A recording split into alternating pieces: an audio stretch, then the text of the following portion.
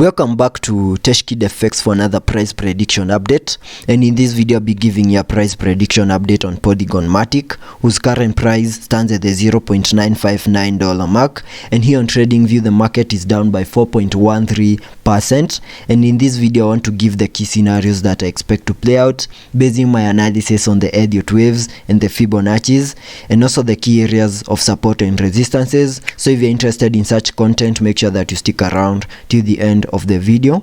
And I'll kickstart the video by giving a brief of what has been happening on this chart. Polygon Matic from the all-time high has been seeing lower prices in this massive ABC correction, which has now taken us to around the $0.32 mark, and having done so, I believe it has done the minimum that we expected it to do in its ABC correction, and soon we might see a very nice bounce to the upper side, respecting the Elliot wave structure, having a wave 5 taking us back to an all-time high. And in that first wave to the upper side, I have a target area here on the charts within this yellow target between the $1.91 mark and the $1.63 mark, and that I'm basing it on the Fibonacci's. So if I use the Fibs connecting to the all-time high, you can see that my yellow target area lies between the Fib level 0.618 and the Fib level 0.5, which is the minimum that I expect that wave 1 to the upper side to do. And here on the charts, Polygon Matic has been respecting the Elliot waves, and that is what I want to get into details in this video. And within a wave 1 to the upper side, we also expect to see fractal waves within a wave 1. So we need to see another fractal wave information within a wave 1 to complete that higher Elliot wave count 1. And that is what I want to get into details in this video. And here on the chart, you can see that I have this fractal wave here in yellow, which is the fractal wave that is information for that first wave to the upper side. And after making the high of that first wave, we saw a nice retracement to the lower side in a wave 2. And if I use the Fibs connecting the low down here for that wave 1 to the high of the wave 1, that gives me the target area of that wave 2 to the lower side, that is between the Fib level 0.618 and the Fib level 0.382. And you can see Polygon Matic respected that, and after seeing the low of that wave 2, we saw a very nice bounce to the upper side in a wave 3, and I had a target area for that third wave to the upper side at around the $0.93 mark, and Polygon Matic respected that. We even overshooted that target area to the upper side. Then we faced a key area of resistance before we started to see a very nice retracement to the lower side in a wave 4.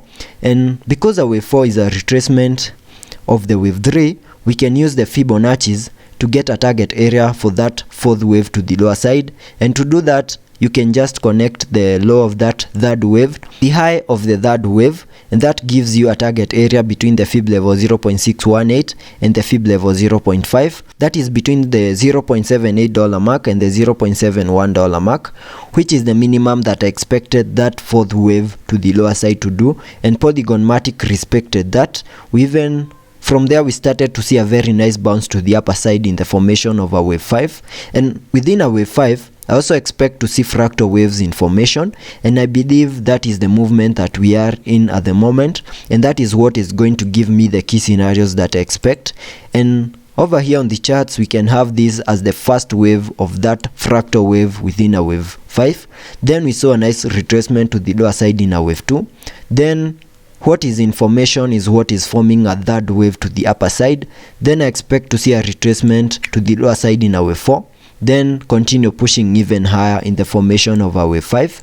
And if I get a little bit into the details of this fractal wave information within a wave 5, over here you can see after making that high for that first wave, we had a nice retracement to the lower side in the formation of a wave 2, and we can use the Fibonacci's to get a target area for that second wave to the lower side by connecting the low of the wave 1 to the high of the wave 1.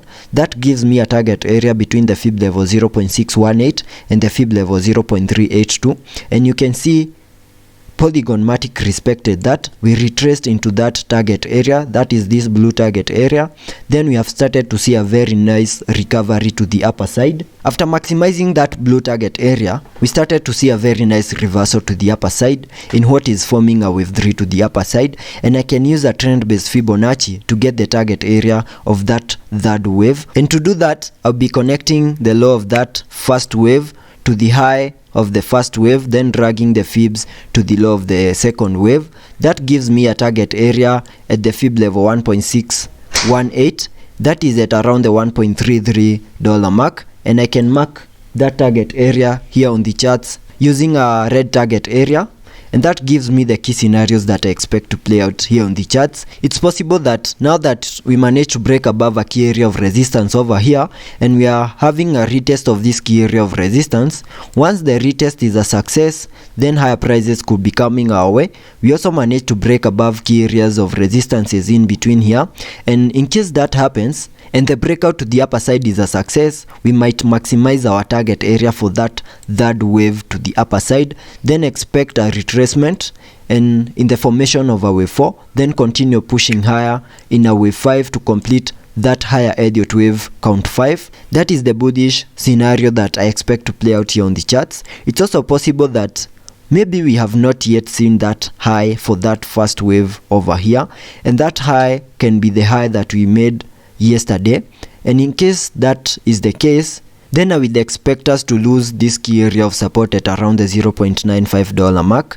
And in case that happens and we continue unlocking even lower prices to our next key area of support at around the $0.78 mark, then if that plays out, I'll have to adjust my Elliot wave structure, having the high that we made yesterday as the high of that first wave to the upper side, then the low that we make, then I can also sketch out a target area for that second wave to the lower side, then a third wave, expect a third wave to the upper side, and then a wave 5 to complete that higher Elliot wave count 5. So those are the two scenarios that I expect to play out.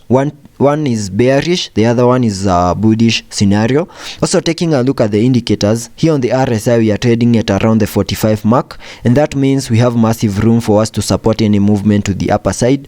Also taking a look at the MACD, on the MACD we have printed a bearish cross, and that would mean lower prices could be coming our way. So let's be patient and see how that plays out, and I'll keep you updated.